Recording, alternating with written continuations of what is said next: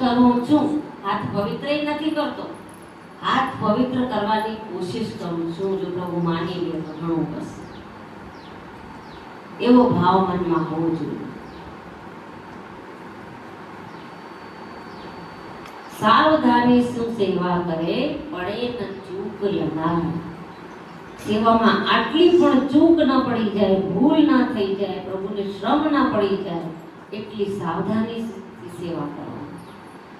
કે આપણે આપણો બાળક નવો જન્મ્યો હોય કે સાવ નાનો હોય તો કેટલું ધ્યાનથી એને આપણે ઉપાડીએ છીએ. એને ડોકમાં ઓલું ન થઈ જાય, એને કંઈ થાય નહીં, બે હાથે શાંત એકદમ સાવધાનીથી એને ઉપાડીએ તો આપણે આપણા પ્રભુને જટ થઈને ઉપાડી લઈએ. હવે એવું તો હોય, આપણા ઠાકોરજીને શ્રમ કેટલો પડી જાય. બહુ ધીમેથી બે હાથેથી લઈને એને ઉપાડવાનું, એક હાથ નીચે રાખવાનું, એક હાથથી ઉપરથી પકડવાનું. ઉપર એટલે ડોકથી નહીં પકડવાનું, પાછળથી ધ્યાનથી પકડવાનું, ધીમે સ્વરૂપને. અને પછી પધરાવવાનું ધીરેથી. ધીરે ધીરે ધીરે જે થાય ને એને કહેવાય સેવા. લોકલ ટ્રેન બધી જગ્યાએ ઊભી રહીને જાય, એનું નામ સેવા. અને ફાસ્ટ સુપર ફાસ્ટ ટ્રેન ને સેવા નહીં. લોકલ ટ્રેનમાં બેઠા છીએ આપણે એવું સમજીને સેવા કરવાની, કોઈ ઉતાવળ નહીં. આપણે ઉતાવળ કરશું તો ધીમેથી થશે. ઠાકોરજી જીદ્દી છે, ઠાકોરજી હઠીલા છે, ધ્યાન રાખજો. જેટલું તમે જલ્દી કરવાની કોશિશ કરશો ને તો હું કાંઈક ને કાંઈક તમારું એમાં અટકાવશે. કંઈક ઢોળાઈ જશે, કંઈક પડી જશે, કંઈક વસ્ત્ર પડી જશે, કંઈ મળશે નહીં.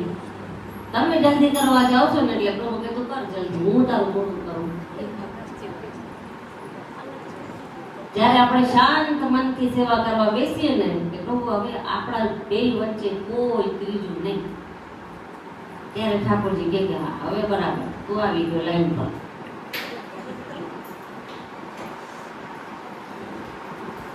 ગ્રહધારા સુખ બંધુજન, દ્રવ્ય ખર્ચે જો વસાય રસાય, તો સાદી સેવા થઈ શકે તેવા કરો ઉપાય.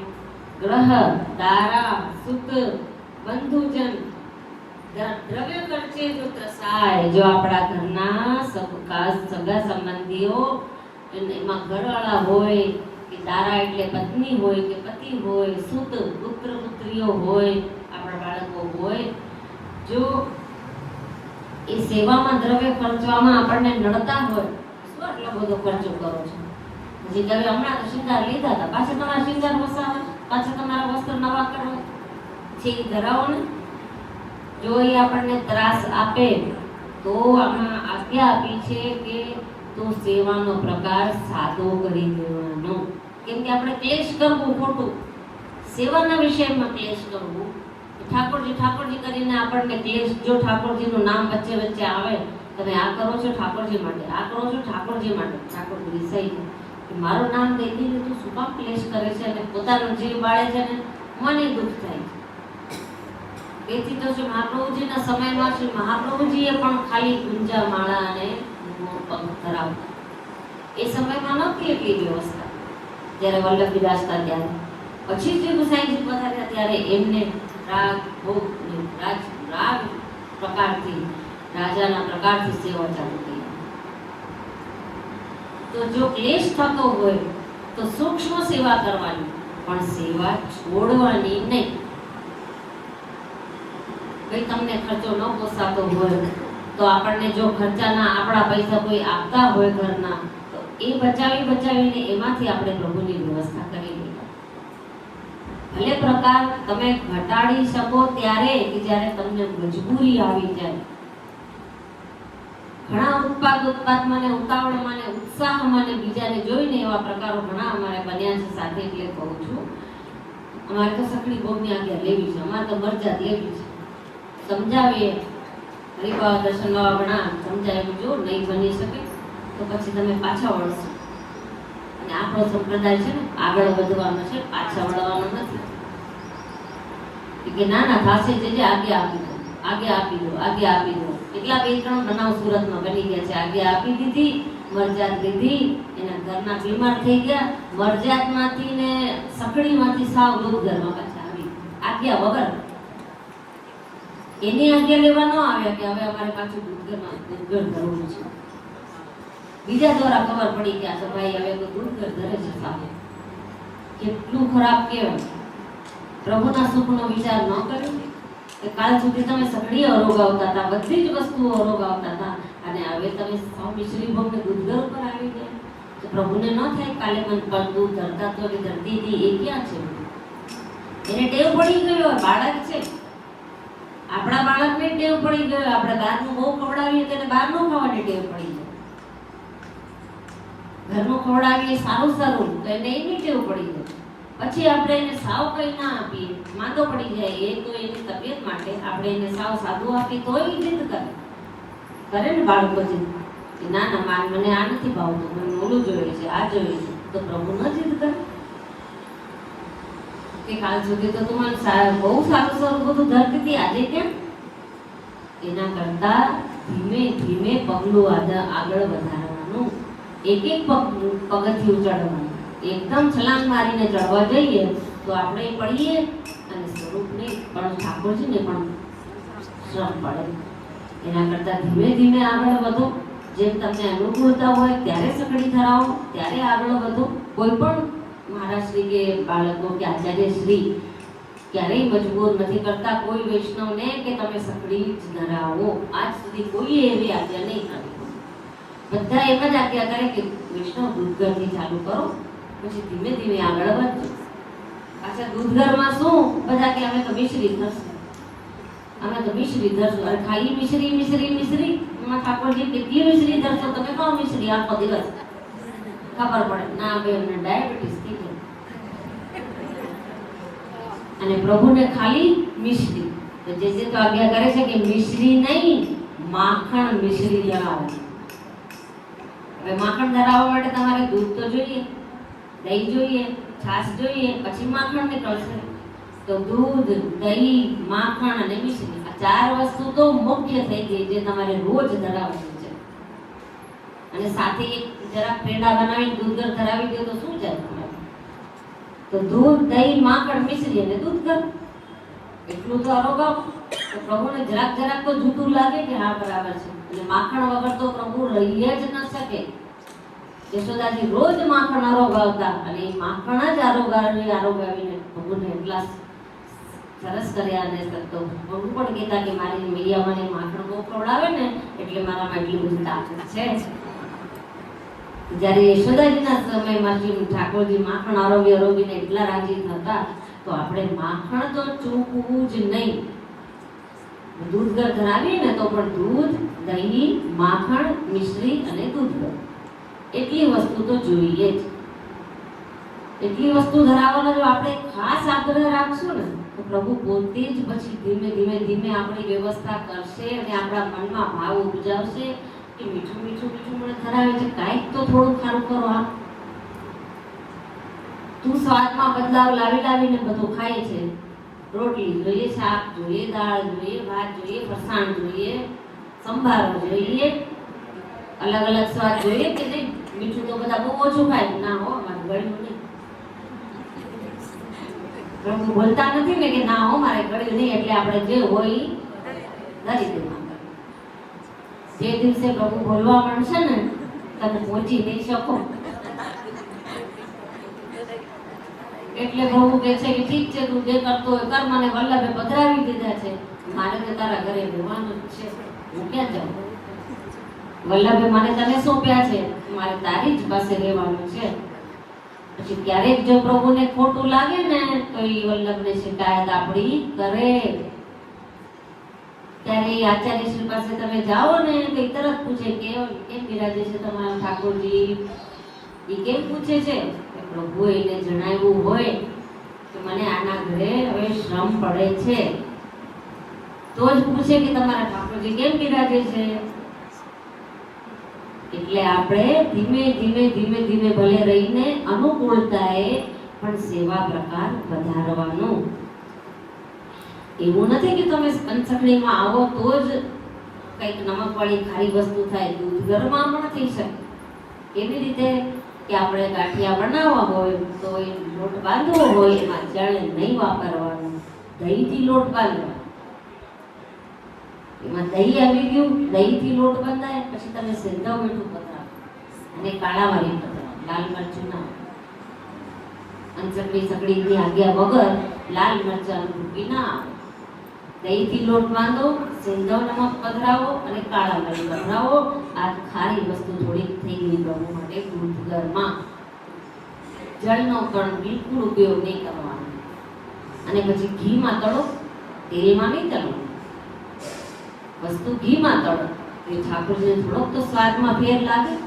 આપણે કેટલો બધો ફેરફાર કરીને સ્વાદમાં બધી વસ્તુ લઈએ છીએ, તો એ બાળકને આપણા પ્રભુને ના થાય કે મને પણ કંઈક તો અલગ ધર્મ કે અમારા ઠાકોરજી તો બોલતા નથી, ત્યારે ક્યાંથી બોલું? એ બોલે ત્યારે તમે માનશો? બોલે અને આપણે માનીએ તો એને ખબર પડે કે આ ઠીક છે, બીજાની સાથે બોલવું બરાબર છે, કેમ કે આ માને છે, હું કહું છું એ કરે છે. તો પ્રભુને રોજ સેવા જ્યારે આપણી થઈ જાય ત્યારે દંડવત કરીને વિનંતી કરવાની, હે પ્રભુ મારે તો હાથથી જે આપ ઈચ્છો છો, જે આપ ધારો છો એવી સેવા મારાથી થઈ શકે છે. પ્રભુ કંઈક ભૂલ ચૂક થતી હોય કે આપને કંઈક વધારાનું જોતું હોય તો અવશ્ય મને આજ્ઞા કરજો, મને જણાવજો પ્રભુ કે આપને હું શું આગળ કરું. જ્યારે અંતરથી તમને વિરહ ઉપજશે ને કે પ્રભુ મારા ભૂલતા નથી, મને કંઈ કહેતા નથી, અને એ આંસુ જ્યારે આંખમાં પ્રભુ માટે આવશે ને ત્યારે પ્રભુ ધ્યાન આપીને આપણને જણાવશે, જરૂર જણાવશે. લૌકિક માસે માટે તો આપણે બહુ રડીએ છીએ, ક્યારેક ઠાકોરજી માટે રડવું આવ્યું છે કે મારા પ્રભુને શું જોતું હશે? અત્યારે શ્રમમાં તો નહીં બિરાજતા હોય ને, મારા હાથે તો શ્રમ નહીં પડતું હોય ને, મારાથી કઈ ભૂલ તો નહીં થતી હોય ને સેવામાં. એ વિચારીને જ્યારે આંસુ આવશે ને ત્યારે પ્રભુ જણાવશે કે હવે મારે શું જોઈએ. વ્રજભક્તો પણ જ્યારે રડતા હતા ને રડતા ગોપી ગીત ગાવ્યું હતું ને ત્યારે પ્રભુ સાક્ષાત પાછા પ્રગટ થયા. કેટલો ગ્રહ કરીને જ્યારે ગોપી ગીત ગાયું, અને એ પણ મૃદુ સુસ્વરમ. રડ્યા તો કેવા રડ્યા, સુસ્વરથી. રડવામાં પણ એકદમ સરસ સ્વર હતો. એ સુસ્વરથી રડીને જ્યારે પ્રભુને કીધું હે પ્રભુ પ્રગટ થઈ જાઓ, હે પ્રભુ પ્રગટ થઈ જાઓ, જ્યારે એવું એમને વિરહ જાગ્યો ત્યારે પ્રભુ પ્રગટ થયા. સાક્ષાત મન્મથ, સાક્ષાત કામદેવ જેવો સુંદર સ્વરૂપ લઈને ગોપીઓની વચ્ચે પ્રગટ થઈ ગયા. તો એવો વિચાર કરવાનો કે હે પ્રભુ ગોપીજનો જેવો ભાવ મારી અંદર આવી જાય, બસ એટલી જ વિનંતી કરું છું. અને આપની સેવા એ ભાવથી હું પહોંચી શકું એવી કૃપા આપ જ કરી શકો. મારામાં તો કાંઈ જ તેવડ નથી. જ્યારે એવો ભાવ આવી જશે ત્યારે પ્રભુ જણાવશે, જરૂર જણાવશે સ્વપ્ન દ્વારા કે બેટા તમે ક્યારેક પણ વિચારોમાં બેઠા હશો ત્યારે કે સેવા કરતા સમયે પણ તમને જણાવશે જરૂર કે હવે મારે આ જોઈએ છે. અને જેથી માગી લે ને તેથી સમજો કે હવે મારો સોનાનો સૂરજ ઉગી ગયો.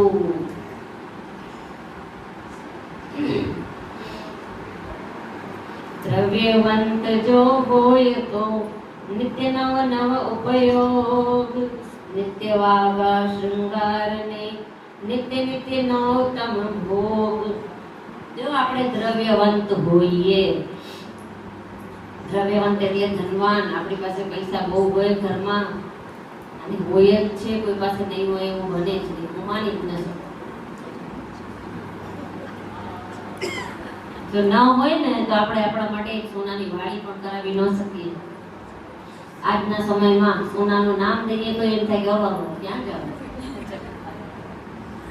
જરૂર પડે અને લગ્ન પ્રસંગ આવ્યો હોય તો આપણે કરાવીએ છીએ કે નહીં, ક્યાંથી કરાવીએ પૈસા વગર?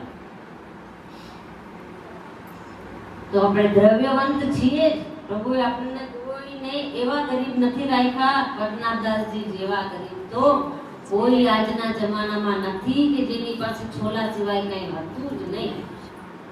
એવો ગરીબ તો કોઈ નથી આજના જમાનામાં. ઘણાથી નથી થતો તો કામવાળા રાખે છે, તો ક્યાંથી લાવો છો પૈસા કામવાળાને આપણા વગર આપવાના? અમારાથી તો કોઈ નથી થતું એટલે કામવાળા રાખવા પડે. તો થોડા પૈસા તમે બચાવીને થોડોક દ્રવ્ય લઈને ઠાકોરજીમાં વિનિયોગ ના કરાવી શકો?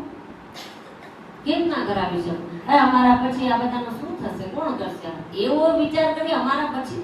અરે તમે છો ત્યાં સુધીનો વિચાર કરો, પછીની તો ઠાકોરજી બધું પોતાનું કરી લેશે. ભલે ગુરુ ઘરે પધારી જશે,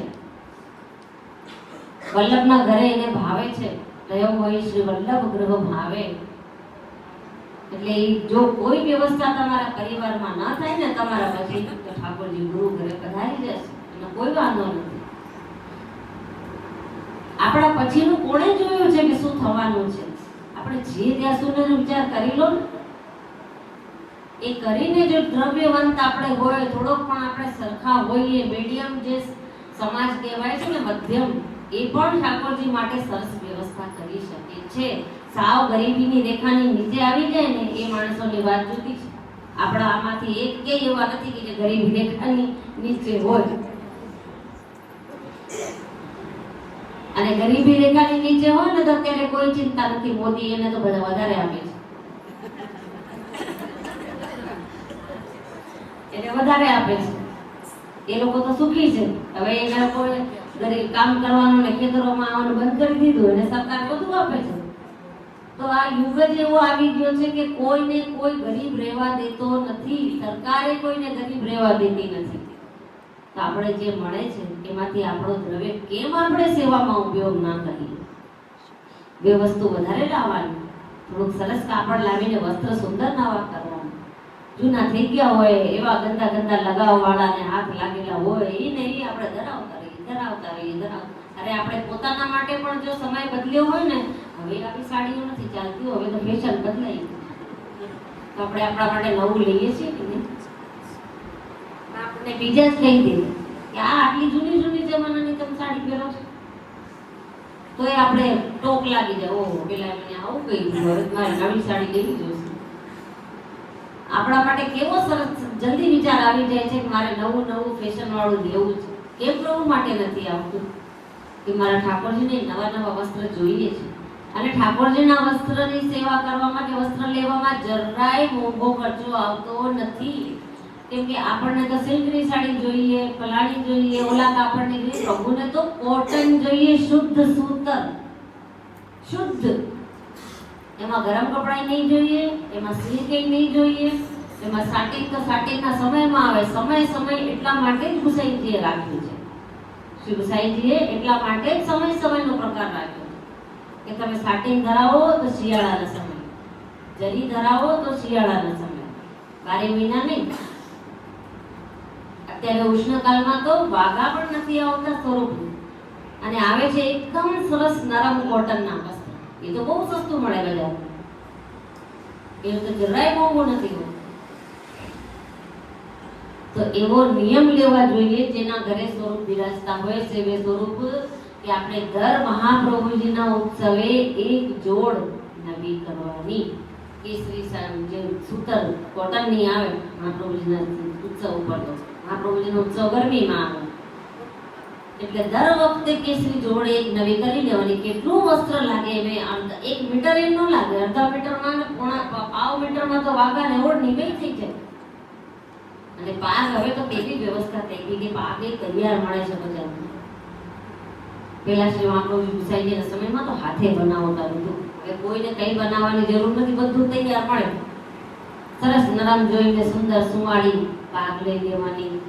એમાં તમે એક જોડ લો અને પાગ લો, એને એક મોર ચંદ્રિકાની જોડ લઈ લ્યો. એમાં ઓછામાં વધારે થઈ નહીં તો 100-200 રૂપિયાનો ખર્ચો થાય, એથી વધારે ન. અને 100-200 રૂપિયા તો આપણે કેટલા ખર્ચી નાખતા હોય આપણા માટે. 100-200 રૂપિયાની તો એક સાડી કોઈ નથી પહેરતો આજના જમાનામાં. અમારે તો સાડી નથી પહેરતા. 100-200 થી સાડી જ નથી પહેરતા. ખર્ચો થાય તો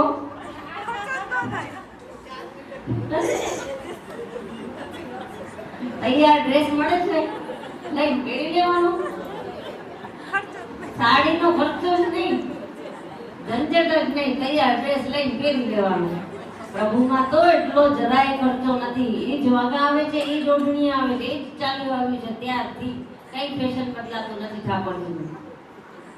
તો કોઈ સેવા પ્રકાર બદલાતો નથી. જે સેવા પ્રકાર ચાલ્યો આવ્યો છે એ જ ચાલતો આવે છે. તો શેના માટે આપણે બચત કરીએ છીએ? આપણે ગળામાં સોનાની ચેન નહીં હોય ને તો આપણને થોડાક દિવસ પછી થાય મારે ચેન નથી મારી પાસે, હાલે કંઈક થોડું કંઈક કરાવી લઉં નાનું એવું. તો કેમ આપણા પ્રભુ માટે વિચાર નથી આવતો કે મારા પ્રભુને એક સોનાનો શિંગાર નથી? આટલું તમે એક કર્ણફૂલ કરાવો એમાં કેટલું સોનું લાગી જાય તમારું. જે તો મોઢે કે છે, મોઢે મને પણ કે અમને પણ બધાને કે જો તમારે ઠાકોરજીને સોનાની વસ્તુ તમે ન કરાવી શકતા હો ને તો તમે પોતે સોના પહેરવાનું બંધ કરી દો. તમે શું કામ સોનું પહેરો છો? તમને પહેરવાની ત્રેવડ છે, પ્રભુ માટે કરાવવાની ત્રેવડ નથી. કેટલી વખત કહે છે કે તમે નહીં પહેરો ચાલશે, ઠાકોરજી માટે કરાવો. અમારા તો પ્રભુને અમે કોઈ દિવસ આજ સુધી ખોટો શૃંગાર ધરાવ્યો નથી. શું કામ ધરાવ્યું? અરે આપણો સર્વસ્વ એ છે અને આપણે જે એને ધરાવશું ને 10 ગણો કરીને આપણને આપશે. ત્યાંને મારા પ્રત્યે ભાવ છે કે મારા પ્રભુને ખોટું ન આપશે જ. અને વિષ્ણુ, હું તમને આજે ગંભીરતાથી કહું છું કે જ્યારે મંદિરમાં સેવામાં આવો અને સેવામાં તમે ભાગ લ્યો ત્યારે તમારે ચોક્કસપણે સાડી પહેરવાની.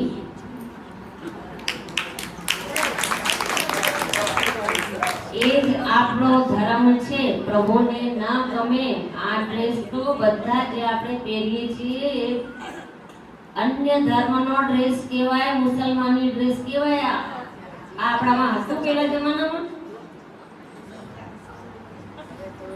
હું તો જે ઘરમાંથી આવી છું ને જામનગર ઘરથી, ત્યાં તો આવો ડ્રેસ પહેરીને કોઈ આવે વૈષ્ણવ તો એને કહે કે એને અડતા નહીં, આ મુસલમાની ડ્રેસ પહેરીને આવી છે. અને પહેરી લે કોઈ નડી જાય તો નવડાવતા અમને ત્યાં નાઈને આ મુસલમાનની ડ્રેસ કહેવાય. વિચાર કરો, એ લોકો આપણો ડ્રેસ અપનાવે છે? કોઈ દિવસ જોયા છે કોઈ બુરખાવાળાને કે મુસલમાનને સાડી પહેરતા કે ચાંદલો લગાવતા જોયું છે કોઈને? તો પછી તમે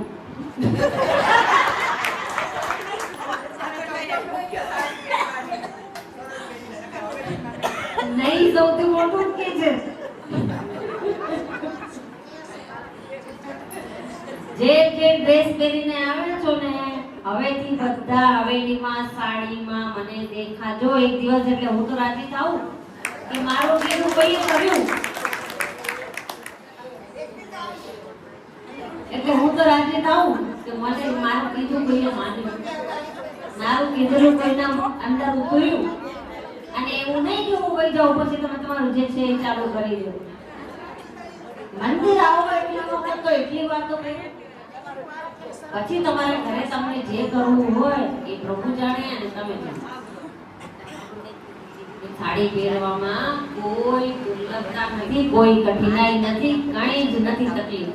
આપણે આપણા પહેરવેશમાં દેખાઈ આપણે સનાતન હિન્દુ છીએ, સનાતન હિન્દુ. ને આપણું હિન્દુત્વ કમજોર થતું જાય છે ને એટલે મુસલમાનીઓનો પ્રભાવ વધે છે. એ લોકો કાલ ઉઠીને છે ને આપણી હસી ઉડાડવા માંડશે કે તમે અમારું જોયું કરો છો, અમે તમારું જોયું કરીએ છીએ કોઈ દિવસ? આપણા છોકરાઓને તિલક લગાવતા શરમ આવે છે અને એના છોકરાઓ જો નમાજનો ટાઈમ થાય કે રોડ ઉપર બેસી જાય ને નમાજ પઢવા માંડે. એ લોકોને આવે છે શરમ? એટલે નમાજી ટોપી પહેરીને નાના છોકરાઓ ફરે એના. અને આપણા છોકરાઓને આપણે કઈ તિલક કરી આવ ના આવે એટલે શરમ આવે. અરે તિલક કરવામાં શેની શરમ આવે? હવે તો અમારે અમદાવાદમાં તો સ્કૂલોમાં છોકરાઓ તિલક કરતા થઈ ગયા, તિલક કરીને જાય છે. પૂછે તો કે અમારો ધર્મ છે, અમે તો કરીએ છીએ, અમારો નિયમ છે. તમારે ના કરવું હોય તો ના કરો, પણ અમને કઈ નહીં. આપણે જ્યારે એવું હઠ લેશું ને ત્યારે આપણો સનાતન ધર્મ બચી શકશે વૈષ્ણવો. નહીં તો આપણા હિન્દુ ધર્મ સનાતન ધર્મને નષ્ટ થતા વાર નહીં લાગે. હવે બહુ ખરાબ સમય આવી ગયો છે, વિચાર કરી. બહુ જ ખરાબ સમય આવી ગયો છે. બધી જગ્યાએ મુસલમાનોની ને અન્ય જે વિધર્મીઓ છે એનો પ્રભાવ વધવા લાગ્યો છે. જો આપણે જેનો સામેથી સાથ આપવા માંડશું ને તે આપણે ઉપર જ મોઢા ઉપર જ કહેશે કે તમે અમારો ધર્મ અપનાવી તો લીધો છે, ગમે તે સ્વરૂપમાં પણ આપણે અપનાવી લીધો છે. એ ધ્યાન રાખવાનું વૈષ્ણવ, આપણા ધર્મને આપણે જ બચાવવાનો છે. અને આપણો ધર્મ પહેલા તો સનાતન ધર્મને જ્યારે આપણે પાલન કરશું ને પછી આપણે પુષ્ટિ માર્ગીય વૈષ્ણવ બની શકશું. પહેલા હિન્દુ ધર્મને તો અપનાવો, પછી પુષ્ટિ માર્ગીય વૈષ્ણવતાનું નામ લો.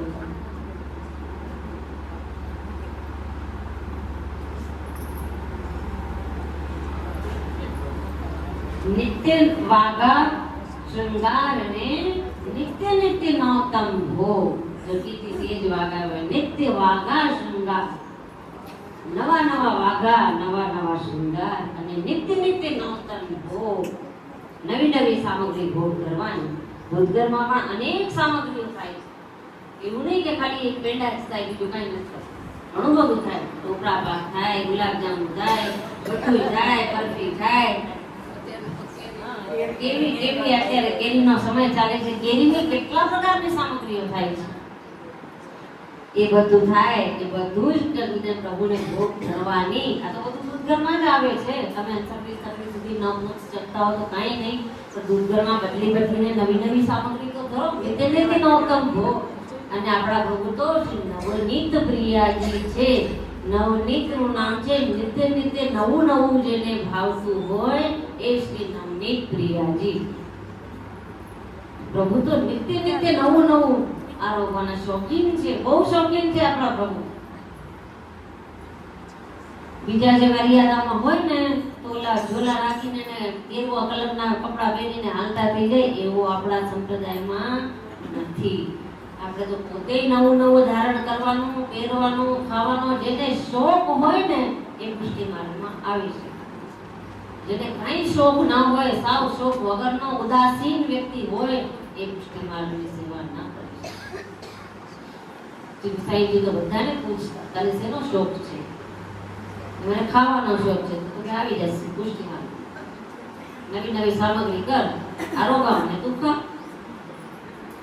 મને નવા નવા કપડા પહેરવાનો શોખ, તો કે આવી જા પુષ્ટિ માર્ગમાં, તારું કામ છે.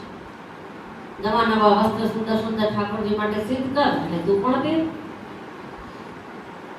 કે મને વજા વગાડવાનો શોખ છે, ગાવાનો શોખ છે, બહુ સરસ, તારું તો બહુ કામ છે પુષ્ટિ માર્ગમાં. આવી જા, વગાડ ઠાકોરજી સન્મુખ બેસીને કીર્તન ગા અને તારો શોખ પૂરો કર. કોઈ કે મને કાંઈ શોખ નથી પ્રભુ, તો કે તો તારું કામ નથી, પુષ્ટિ માર્ગમાં નથી. સાવ સાદો ઉદાસીન માણસ પ્રભુને ન ગમે. અરે હું બેઠો છું તારી સન્મુખ, હું તારા ઘરમાં છું, તું ઉદાસ કરે છે. ક્યાંથી ઉદાસી આવી? પ્રભુ મારા ઘરમાં છે, વિચાર કરી કરીને આપણને પ્રસન્નતા થવી જોઈએ. કોણ બિરાજે છે મારા ઘરમાં? સાક્ષાત મન્મથ કામદેવને પણ લજાવે એવા સુંદર સ્વરૂપે મારા ઘરમાં બિરાજે છે. તો હું ઉદાસ કેમ થાઉં? ઉદાસની કોઈ વસ્તુ જ નથી મારા. લૌકિકમાં કોઈ વયો ગયો આપણને મૂકીને, કઈ તો જવાનો જ હતો, એ ક્યાં જોવી અમર થઈને આવ્યો તો કે નથી મરવા. આપણે પણ એક દિન તો જાશું ને, બધા જ જવાના છે. એના માટે ઉદાસ થઈ હતી ને કેટલો વખત ઉદાસ થવાનું, કેટલો સમય આપણે ઉદાસ રહેવાનું. એક લિમિટ હોય પછી છે ને ઉદાસી વહી જાય. એની રીતે આપણે એક મરેલા વ્યક્તિને, ગયેલા વ્યક્તિને પણ ભૂલી જઈએ. પ્રભુએ આપણને એવો બળ આપ્યો છે કે 12 મહિના અને 24 કલાક કોઈ રડ્યા કરશે એવું તો બની જ ન શકે. કોઈ પણ પ્રિયમાં પ્રિય વ્યક્તિ જો વયો જાય ને તો એનો એક લિમિટ હોય છે, એટલા જ ટાઈમ સુધી એનો આપણને વિયોગ રહે. પણ વિયોગ જો હંમેશાનો કાયમનો હોય ને તો એ આપણા પ્રભુ વગરનો વિયોગ હોવો જોઈએ. કે કાયમ આપણા પ્રભુ વગર આપણને વિયોગ રહે, સેવાના સમયે આનંદ રહે સન્મુખતામાં. અને જેમ આપણે સેવા મૂકી બોઢાડીને બહાર આવ્યા, બસ વિયોગ ચાલુ કે હે પ્રભુ હવે ક્યારે સેવા મળશે, હવે મને ક્યારે સેવા મળશે. આપ તો પધારી ગયા ભક્તોની સાથે, આપ તો આનંદમાં બિરાજો છો, આપ તો પધાર્યા યશોદાજીના ખોળામાં ઘોડો છો, મને ક્યારે સેવા મળશે. એ વિયોગ પ્રભુનો થવો જોઈએ આપણને. દંડોત કરીને બહાર આવીએ ને લોક ચાલુ થઈ જાય ત્યારે એક બેસીને ગોપી ગીત બોલી લે. સેવામાંથી બહાર આવીએ તો પ્રભુને આપણો વિયોગ જતાવવા માટે એક ગોપી ગીત બોલી લેવાનું, તો તમારો બીજા દિવસ સુધીનો વિયોગ ઓછો થઈ જશે. પ્રભુ કે ધીરજ રાખ, કાલ તને જલ્દી સેવા મળી જશે. એ ગોપી ગીત ગાઈને પ્રભુને ખબર પડી જાય કે આને મારો વિરહ થાય છે.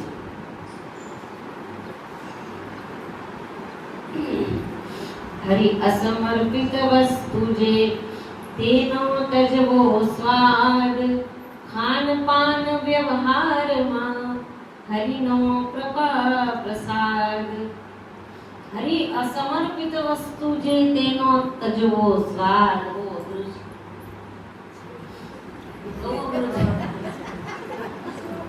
આ જમાનામાં બહુ અઘરું છે, પણ આજ્ઞા કરી છે. હરિ જેવા વૈષ્ણવ હજી જે ભોગ કરે ને એ જ ખાય. સવારના રાજભોગ સુધી ખાલી પહોંચતા હોય તો સવારનો સાંજ માટે ઢાંકી દે કે હું તો સાંજે આ જ લઈશ. આ સમર્પિત નથી લેતા. જેવા વૈષ્ણવ ઘણા છે, બધા ઘરના બધાને ભલે ને જાત જાતની રસોઈ કરીને ખાતા હોય, પણ એ ઠાકોરને ધર્યા વગરનો ના લે. જે ધર્યું હોય એ જ લે સાંજ સુધી, તો પણ એનું જીવન ચાલે છે, શરીર ચાલે છે, બધું ચાલે છે. કોઈ દુબળા થઈ જતા નથી, કોઈ અશક્ત થઈ જતા નથી, કેમ કે એને મનમાં એટલો હઠ છે કે ના હું જે કરીશ ને એ જ લઈશ. આમાં આ કીધું છે કે હરિ અસમર્પિત વસ્તુનો ત્યાગ કરવાનો. ભલે કઈ વાંધો નહીં, આપણે જ્યારે ઉંમર થાય ત્યારે આવી અવસ્થા આવે તો બી ચાલશે. પ્રભુ કે કઈ વાંધો નહીં, પણ તું એવો થા તો ખરો કે મને જે ખવડાવે છે એ જ તું ખા, કાપી મને પણ બધું ખવડાવ, મને પણ બધું ધર. એ તો આપણે કરી શકતા નથી, કેમ કે ઘરના અનુકૂળ ના હોય. યુગ એવો છે, સમય એવો છે, સમજુ છું કે ઘરના અનુકૂળ ના હોય. બધા અડાઅડ કરતા હોય, કોઈ અકરસ ન પાળતા હોય, આચાર વિચાર ન પાળતા હોય, તો આપણું મન ન માને કે આપણે ઠાકોરજીને કેમ આટલું બધું એ રીતે કરવું. કઈ વાંધો નહીં, આજ નહીં તો કાલ, જ્યારે સમય જાય ત્યારે. પણ સમય આપણે વિરહ રહેવો જોઈએ કે હું ક્યારે એવો થઈશ કે મારા પ્રભુ જે આરોગ્ય છે એ જ હું ખાવા જેવો થઈ જાય, એ જ મારે મોઢામાં મૂકવું છે. તો પ્રભુનો સેવા પ્રકાર, પ્રભુ આપણો વિરહ જાણીને એવી અનુકૂળતા કરી દે કે આપણે પ્રભુનો સેવા પ્રકાર વધારીશું.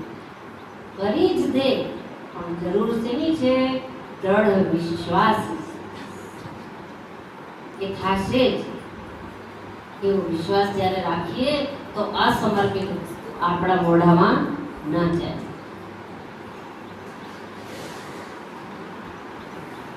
ખાન પાન વ્યવહારમાં હરિનો કૃપા પ્રસાદ. ખાન પાનમાં કીધું હમણાં કે પ્રભુને ધરીને જ ખાવું. વ્યવહારમાં કે વ્યવહાર કરીને આપણા જઈએ કોઈનો વ્યવહાર કરવા, એક કવર પણ આપવા જઈએ તો એમાં ઓછામાં ઓછા 101 રૂપિયા તો મૂકીએ કે નહીં, તો આપણે 4-5 દિવસ એક સરખો એક સાથે વ્યવહાર કરવો પડે. 4-5 જગ્યાએ પ્રસંગ હોય તો આપણે 101 મૂકીએ તો પણ 500 રૂપિયા તો થઈ ગયા. આપણે રોજના એક દિવસના 500 રૂપિયા આપણા પ્રભુમાં ખર્ચી જ વ્યવહારમાં ખર્ચો આપણે, કેમ કે આપણી લાજ જાય. એટલે આ તો આટલું નથી કરી શકતા, આટલું કરતા નથી આપણે. પણ 100 રૂપિયા રોજનો મેવો કે 100 રૂપિયા રોજનો સૂકો મેવો કે 100 રૂપિયા રોજની કોઈ અન્ય સુંદર વસ્તુ જે ઋતુ અનુસાર ચાલતી હોય એ પણ આપણે પ્રભુ માટે લાવવી પડે ને. તો આપણે તો ઠીક આપણા ઘરના બોલવા માટે ક્યારે તમે રોજનો 100 રૂપિયાનો ખર્ચો સેવા,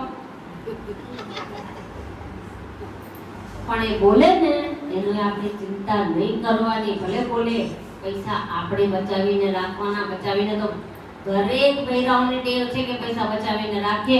જ્યારે નોટબંધી થઈ હતી કેટલા બધા નીકળ્યા હતા,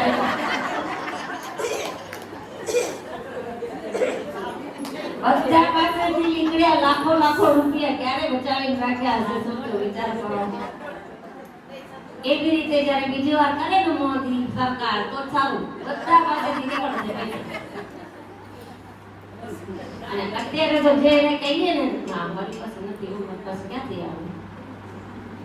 આવશે જ્યારે ખબર પડશે, બધા નીકળશે. તો એ જે બચાવીને આપણે રાખતા હોઈએ ને, એનો વ્યવહાર, એનો જે પ્રયોગ છે એ પ્રભુમાં કરવાનો. ભલે પોતાના તરફથી 50 રૂપિયાનું આપણે લાવી શકીએ, પણ કંઈક નવી વસ્તુ લાવીને પ્રભુને અર્પણ કરવાનો. ભલે લીલો મેવો હોય, ઋતુ અનુસાર મૂંગો મેવો આવતો હોય, એ તો બહુ મૂંગો, અને 50 રૂપિયા તમે આટલું લઈ આવો, પણ ઠાકોરજી માટે ખાઓ અને પ્રભુને આરોપણ. એટલા રાજી થશે ઠાકોરજી કે મારા માટે એ પૈસાનો વિચાર કરતો નથી, તો હું એને પૈસાની કમી શું કામ રાખું? કે મારા માટે જ તો ઉપયોગ કરે છે. કોઈ દિવસ ઠાકોરજી તમને ગરીબ નહીં થવા દે. એકવાર તમે એમાં ઉપયોગ કરીને તો જો, પ્રભુ મારી પાસે જે છે એ આપના માટે છે, આપનામાં ઉપયોગ કરીશ. માંગવાનું નહીં ઠાકોરજી પાસે, કોઈ વસ્તુ નહીં માંગવાનું. એ તો નાના બાળક સ્વરૂપે આપણે ત્યાં બિરાજે છે, બાળ સ્વરૂપે બિરાજે છે, ને આપણે આપણું લૌકિક બાળક હોય એની પાસે કઈ માંગીએ છીએ? માંગતા નથી. એને નવું નવું ખવડાવીએ છીએ, નવું નવું પહેરાવીએ છીએ. તો આપણા પ્રભુ જે બાળ સ્વરૂપે બિરાજે છે એની પાસે શું માંગવાનું? એ કે વલ્લભે મને તારા માટે પધરાવ્યા છે, તો એટલા માટે થોડી પધરાવ્યા છે તું મારી પાસે રોજે રોજ માંગ. પ્રભુ આજે આ આપી દો, મારી પાસે નથી, અરે પ્રભુ આજે આપી દો. અરે માંગવાનું જરાય નહીં.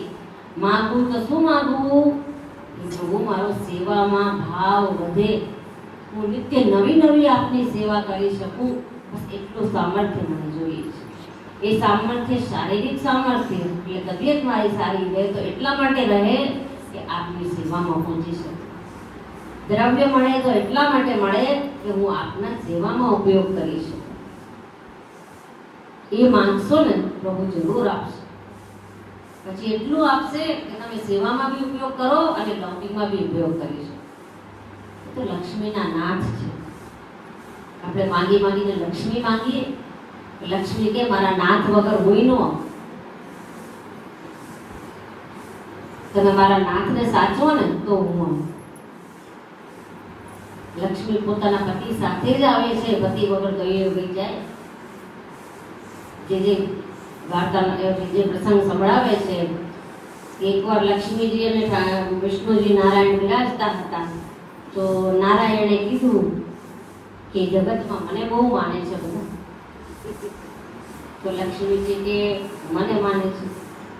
તો કે ના, તો કે હું કરી બતાવું, તમને પ્રત્યક્ષ બતાવું. નારાજ તો નહીં થાવ ને? કે ના ના બતાવો. તો લક્ષ્મીજી કે ઠીક છે, આગળ આપ પધારો, સંસારમાં પછી હું આવું છું. તો વિષ્ણુ ભગવાન એક સાધુ સંન્યાસીનું રૂપ ધરી અને ગામમાં એક બ્રાહ્મણના ઘરે ગયા. એ બ્રાહ્મણ બહુ ધનવંત હતો અને સાધુ સંતોનો બહુ આગળ કેવા સત્કાર કરતો. તે ગયા કે હું સાધુ છું અને આવ્યા છે, તો ક્યારે અરે આપ પધારો મહારાજ, અમે તો સાધુઓનો બહુ કરી આદર સત્કાર, બિરાજો, આપણે જે જોતું હોય ગયો. સાધુ સત્કાર કર્યો વિષ્ણુ ભગવાનનો. ત્યાં બિરાજો, અહીંયા જેટલા દિવસ બિરાજ્યું હોય બિરાજ્યા. પાછળથી લક્ષ્મીજી આવ્યા, એ ગરડા માજીનું રૂપ લઈને. કે મને અહીંયા રહેવા મળશે, સુવા મળશે, ખાવાનું મળશે, ભોજન? કે હા હા જરૂર પડશે, આ પધારો. તો એ દેવા ગયા ભોજનનો, તો એ વાસણ ને બધું. કે ના ના વાસણ તમારે નહીં લાવવાના, વાસણ અમે અમારા પાસે રાખીએ છીએ. અને ઝોલો ખોલી અને સોનાના વાટકા, સોનાની થાળી, સોનાનું બધું કાઢ્યું. બ્રાહ્મણ જોયું, બસ સોનાનું બધું છે. જમાડ્યા. પછી કે લાવ પાછી ઉટકી આવું. તો કે ના ના ના ના, ઉટકવાની જરૂર નથી, આ તમે લઈ જાઓ. અમે તો એકવાર જે વાસણમાં જમીએ ને બીજી વાર એમાં ન જમીએ, લઈ જાઓ. તો બ્રાહ્મણ કેવો બહુ ચમત્કારી છે. તો કે અરે માજી તમે અહીંયા બિરાજો અમારે ત્યાં રહો. તો કે હા રહું તો ખરી, પણ જેના ઘરમાં સાધુ સંન્યાસી રહેતા હોય ને ત્યાં હું ન રહું. ખુલ્લા સાધુને બોલાવ્યા કે મહારાજ તમારો સત્કાર થઈ ગયો, હવે તમે પધારો. કે કેમ? કે અમારે હવે અમને સત્કાર કરવો છે ને, હવે તમે પધારો, તમારું થઈ ગયું. તે સાધુ વયા ગયા, પાછળથી લક્ષ્મીજીએ ગાય. પછી વિષ્ણુજીને કીધું કે જોયું કોને માને છે દુનિયા? વિષ્ણુજી સમજી ગયા કે લક્ષ્મી સિવાય કોઈને ક્યાંય માન આપતા નથી, પણ લક્ષ્મીજી પોતાના પતિ સિવાય કોઈને ત્યાં ટકતા નથી. એ વાત માણસોને હજી સમજ નથી પડતી. બહુ અઘરી છે એ સમજ પડતી વસ્તુ. આ લક્ષ્મીના નાથને આપણે સાચવશું ને તો લક્ષ્મી એની નિત્ય ચાલીને આવશે, એને બોલાવીએ નહીં પડે.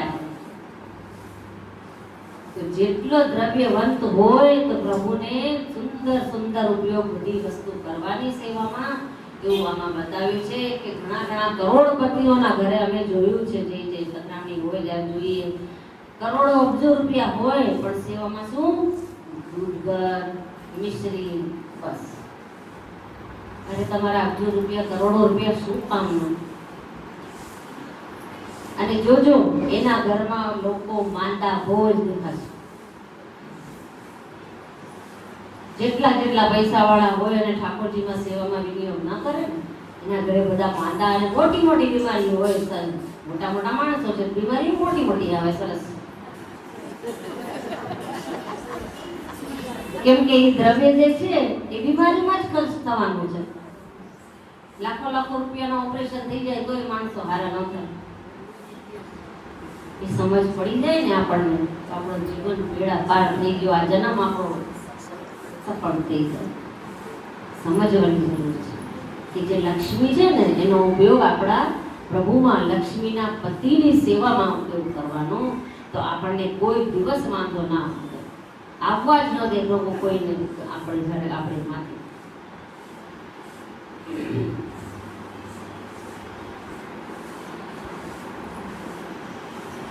સેવ્ય સ્વરૂપને જે સમય જેવ્યું અર્પ્યું જાય, એ જ પ્રસાદી લઈને સુખે પોષવી કાય.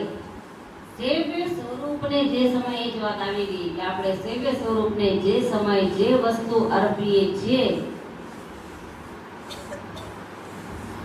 એ જ પ્રસાદી લઈને એ જ પ્રસાદી આપણે લેવાની.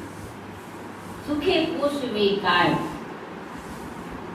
એમાં જ સુખ માની લેવાનું કે હું આ લઈ ગયો, મારા પ્રભુ આરોગી રહ્યા છે, આપણે લઈ લીધું ને બસ મને ઘણું છે. જેટલું ઓછું ખાઈએ ને એટલા ઓછા માંદા પડીએ. મારા પિતાશ્રી હતા ને બહુ મોટા વૈદ્ય હતા એટલે હું જાણું છું. જ્યારે હું માંદી પડતી ને તો મને કહેતા જમવાનું બંધ કરી દઉં, સારી થઈ ગયું. ભોજન જ બંધ કરાવી દે સૌથી પહેલા કે ખાવાથી જ થાય. આજનો દિવસ ખા નહીં, કાલે હારી થઈ જશે. નાટક બહુ કરતા, પેટમાં દુખે, સ્કૂલ નહોતું જવું એટલે. તો સીધા અમારા પપ્પા એમ જ કે એ સાંજે ખાવાનું નહીં આપતા ને પેટમાં તકલીફ છે એટલે ભૂખ્યા રહેવાનો વારો આવ્યો ખોટું બોલવાનું. બીજા દિવસે સવારે કે આપણે પેટ સારું છે તો આજે ખાવા નહીં મળે. એટલે આયુર્વેદમાં કહ્યું છે કે જેટલા ભૂખ્યા રહેશો ને જેટલા ઓછું ખાશો ને એટલા સ્વસ્થ રહેશો. આમાં એ જ બતાવ્યું છે કે જે ઠાકોરજીને સમર્પીએ એ જ ખાઓ, એમાં જ મન રાખો કે મારે આ જ લેવું છે.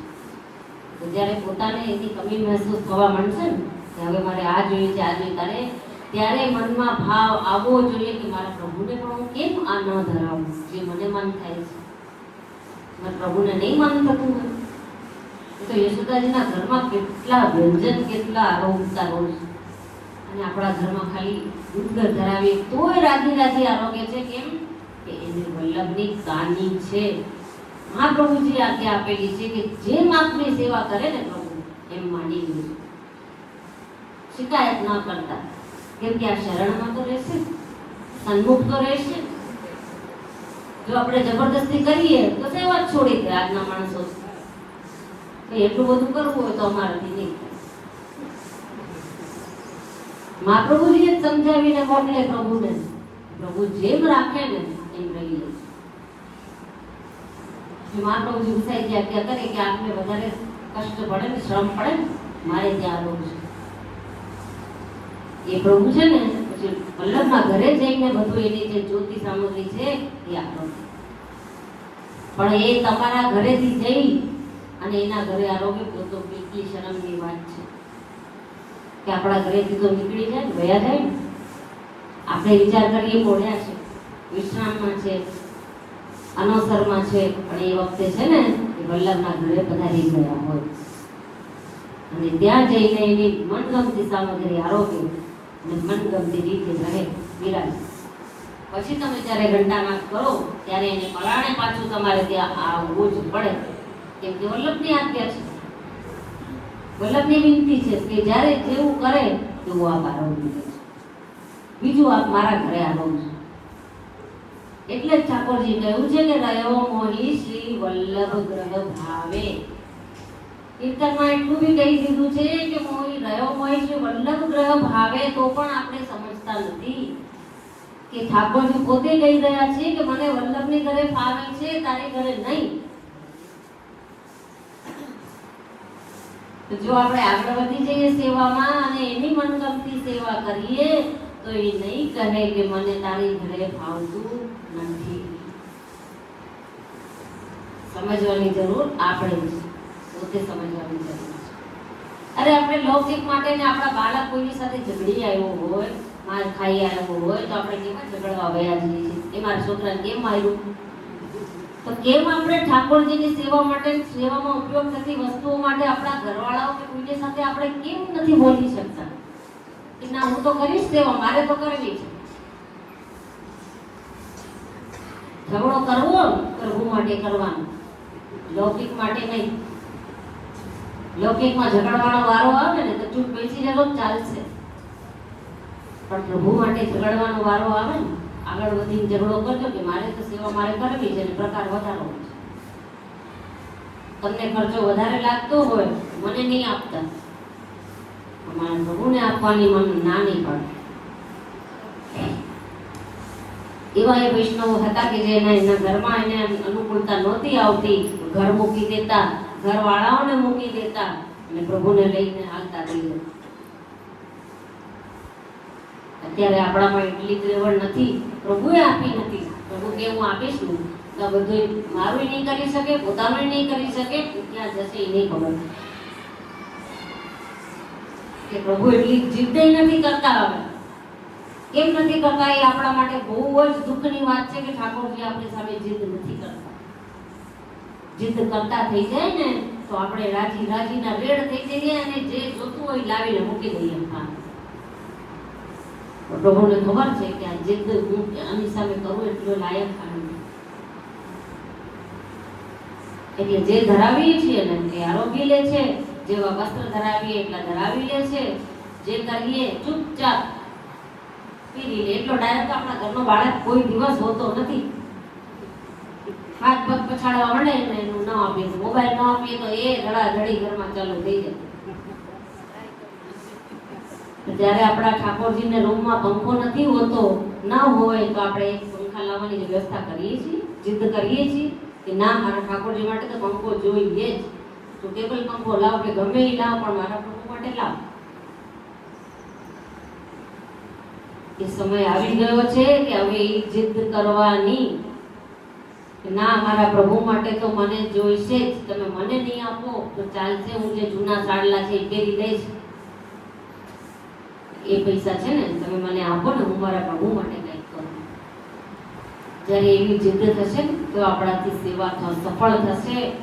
અને આ જમાનામાં, આ સમયમાં જીદ કરવી બહુ જરૂરી છે. એટલે તો આ યુગમાં છે ને આપણી સેવા છૂટી જશે અને ધીમે ધીમે ધીમે ધીમે કરીને સેવા છૂટશે ને, પ્રિયજનો સાચું કહું છું, હિન્દુત્વ છૂટી જશે. સમય આવી ગયો છે હિન્દુ ધર્મને બચાવવાનો. બહુ આપણા ઉપર પ્રહાર થઈ રહ્યા છે, બહુ આગળ વધી ગયા છે આ મુસલમાન લોકોને, બીજા લોકોને જેની વાત કરીએ. કેમ કે આપણામાં એકતા નથી, આપણામાં કઠોરતા નથી. આપણા ધર્મને બચાવી જ રાખવો છે, મારા પ્રાણ જાય તો ભલે જાય, નથી આપણામાં એવું. તો આપણે એવું નથી કરી શકતા, પણ આ જરૂર છે આ સમયમાં હવે પોતાનો ધર્મ બચાવીને રાખવાનો અને પોતાના સેવા ભાવને દ્રઢ કરીને રાખવાનું કે આટલી સેવા તો હું કરીશ જ અને મારે કરવી જ છે. મારા ગુરુએ મને માને માથા પધરાવ્યા છે સેવે સ્વરૂપ કૃપા કરીને, તો હું એને કેમ શ્રમ આપું? એવી રીતે હું એને શ્રમ સહન કરી શકું. એકવાર પોતે શ્રમ સહન કરી લેવાનો, આપણા પ્રભુનો શ્રમ સહન નહીં કરવાનો, કોઈ રીતે નહીં કરવાનો. એમાં જીદ રાખવાની. જીદ કરવી હોય કે છે ને બૈરાઓ જીદ પર ચડી આવે ને તો ગમે તે પ્રાપ્ત કરી શકે. બૈરાઓને જીદ ચડે ને કોઈનું ન હાલે. ભલે પછી બે ઘડામાંથી થઈ ગયા હોય કે જુવાન હોય, જીદ ઉપર ચડી જાય તો પછી એની જીદ પૂરી કરવી જ પડે. રાજહઠ, સ્ત્રી હઠ અને બાલ હઠ, ત્રણ હઠ તો બિલકુલ પ્રખ્યાત છે. તો ત્યારે સ્ત્રી હઠ નો પ્રયોગ કરો ને, એનો પ્રયોગ કરો તો આપણી સેવા માટે કરો, પ્રભુની સેવા માટે કરો. અને જીદ કરો કે મારે ઠાકોરજી નથી પુષ્ટાવેલા તો પુષ્ટાવા જ છે અને સેવા હું કરીશ. તમને ઘરનાઓને શું નડે છે? બધું ના પુષ્ટાવ્યા હોય તો પુષ્ટાવાની જીદ કરો ઘરમાં કે પુષ્ટાવા જ છે, હું કરીશ ને સેવા. પોતાના માથે ઉપર લો, બીજા ઉપર નહીં. માં હોય એના બાળકને પોતે જ સાચવે ને, પોતે જ જીદ કરીને રાખે ને, ના ના મારે હું કરી લઈશ બધું, આનું તારું કામ મૂકી દે, પણ બાળકોને સાચવે. એવું કેમ આપણે ઠાકોરજી માટે વિચાર નથી આવતો? હું જ કરીશ બધું, હું કરી લઈશ, પણ મારે મારા પ્રભુ પુષ્ટા કરે છે. હવે જો જીદ થશે સરોજબેનના મનમાં,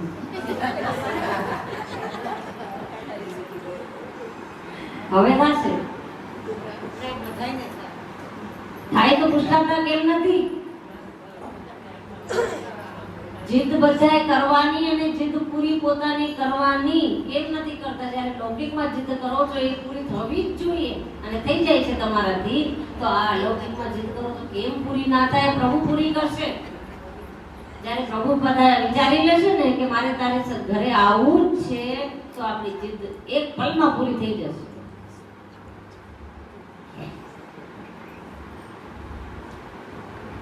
એટલે એ જીદ કરવાની અને પ્રભુને પુષ્ટાવી અને પ્રેમથી સુખેથી જેમ આજ્ઞા હોય ગુરુદેવની એટલી સેવા, એવી સેવા કરવાની, અવશ્ય કરવાની. એમાં બિલકુલ જીદ કરવામાં કોઈ વાંધો નથી. તમારા બા તો બહુ જિદ્દી છે, હાચીએ શેના માટે જીદ કરું છું? મારા માટે તો નથી કરતી, મારા પ્રભુ માટે કરું છું કે મને પ્રભુ જોઈએ છે. એ જીદનો તમે મારા માટે બુરાઈ કરીને પ્રચાર કરતા હો તો કરો, મને કોઈ વાંધો નથી. મારે મારા ઠાકોરજી પુષ્ટાવી અને સેવા કરવાની છે.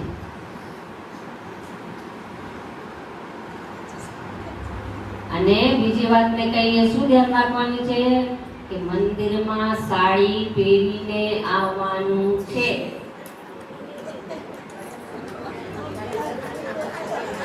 અને સત્સંગ કરો ત્યારે તો સાડી વગર સત્સંગ થાય જ નહીં. આપણે સત્સંગ કરીએ છીએ પુષ્ટિ માર્ગનો અને વેશ પહેર્યો છે, વિચાર કરો.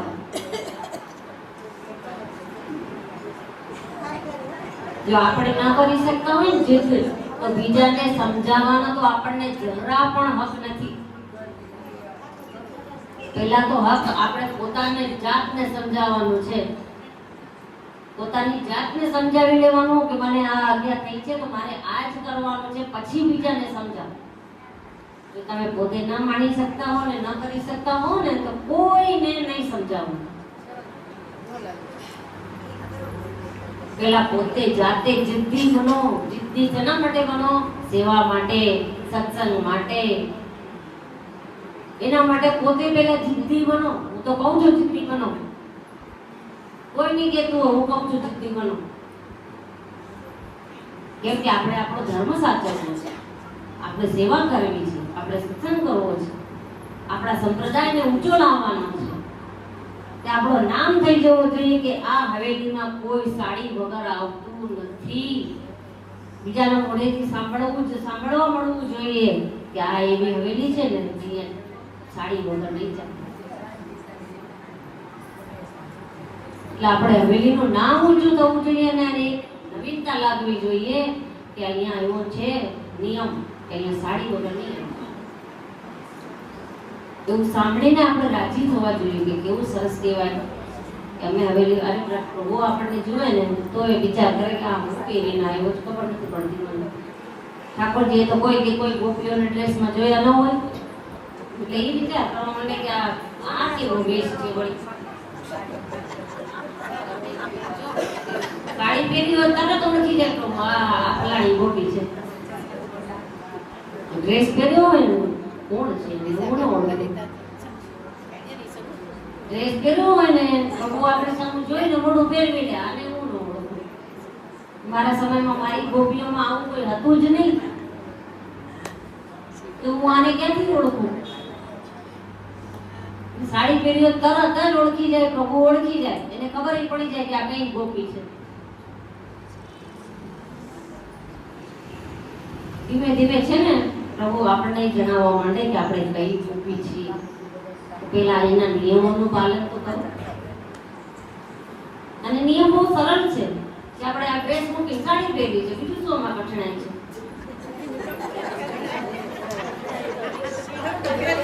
એમાં શેની કઠણાઈ છે કે સાડી નથી પહેરાતી.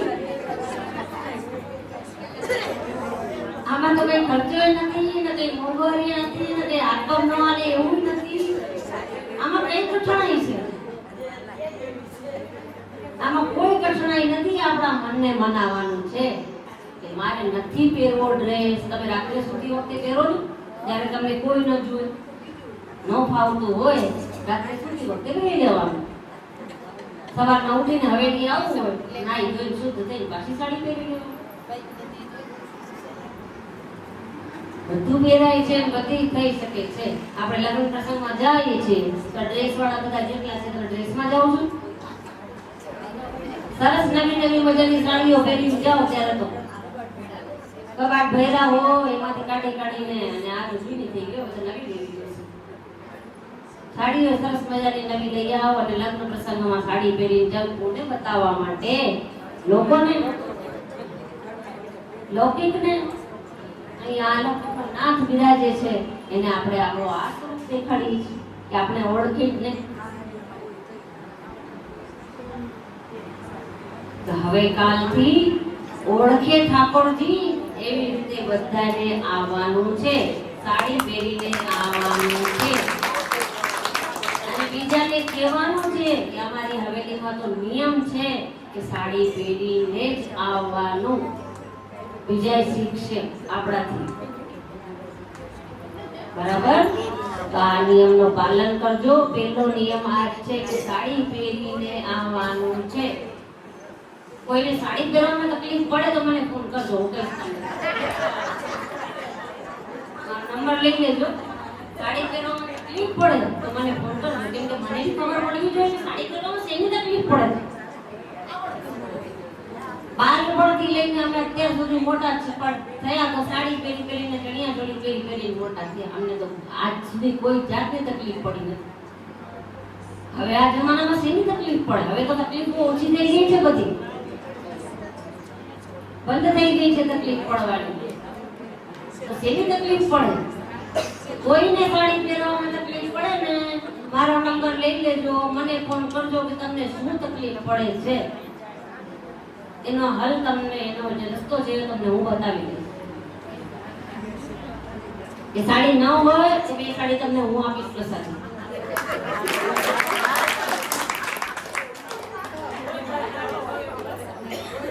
કોઈ પાસે સાડી ન હોય એવું બને?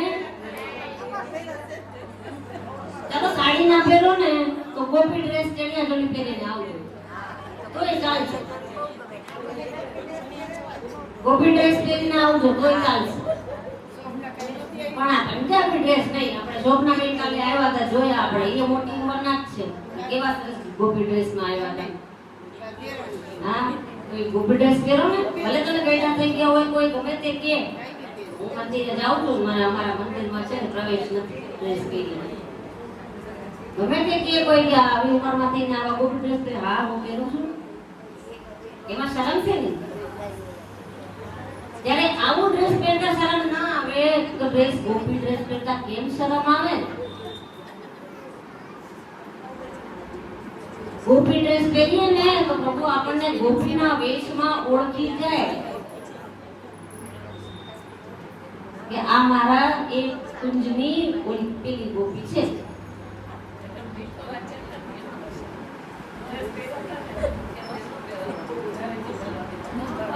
ડ્રેસ પહેરવામાં તો કોઈ તમને ગુસ્સો ન દે કેમ?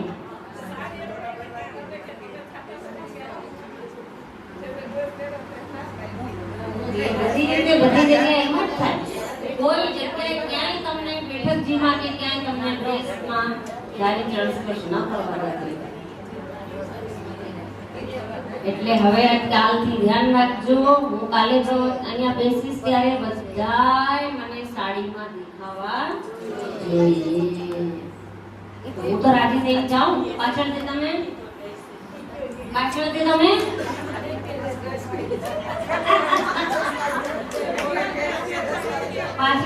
એમ ન કહેતા કે અમે જેમ ભાવે એમ કરશું. નહીં, પાછળથી પણ તમે સાડી જ પહેરશો. એટલી વાર તો પહેરો, અહીંયા દર્શન કરવા આવો એટલી વાર તો પહેરો, ઠાકોરજી સન્મુખ રહો એટલી વાર તો પહેરો.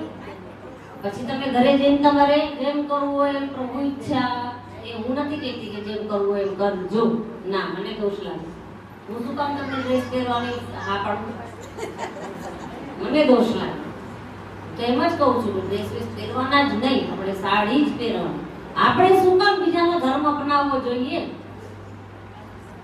જ્યારે આપણે જોઈએ છીએ કે એ લોકોને પોતાના ધર્મમાં કેટલી કટ્ટરતા છે કે એ આપણો ધર્મ કોઈ દિવસ અપનાવતા નથી.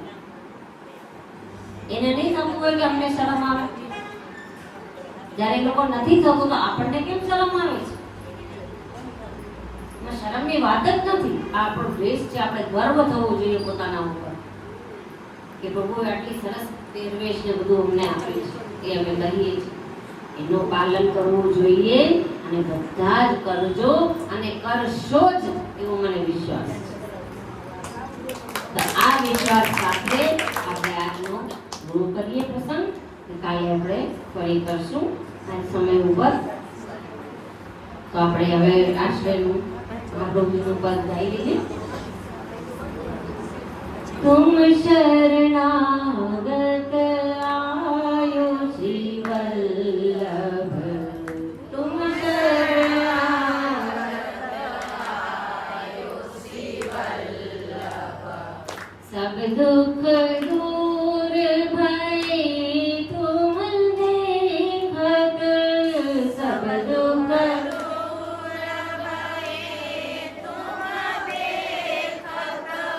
सुख को पार न पायो श्री वल्लभ, सुख को पार न पायो श्री वल्लभ, तुम शरणागत आयो श्री वल्लभ, तुम शरणागत आयो श्री वल्लभ, आज्ञा के श्री गोवर्धन घर की, आज्ञा के श्री गोवर्धन घर की, ब्रह्म संबंध करायो श्री वल्लभ, ब्रह्म संबंध करायो श्री वल्लभ, अखिल लीला प्रगट जताई, अखिल लीला प्रगट जताई, सेवा सुख ही बतायो श्री वल्लभ, सेवा सुख ही बतायो श्री वल्लभ, ऐसे उदार श्री लक्ष्मण नंदन, ऐसे उदार श्री लक्ष्मण नंदन, रसिकन के मन भायो श्री वल्लभ, रसिकन के मन भायो श्री वल्लभ, तुम शरणागत आयो श्री वल्लभ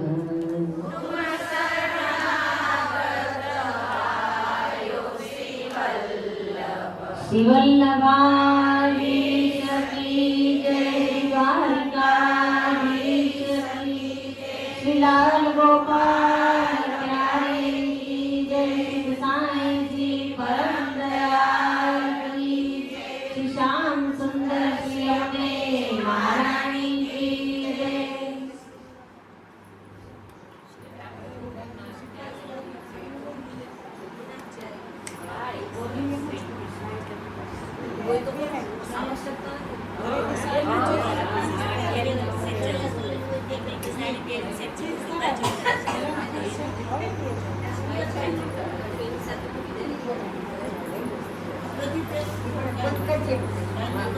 હા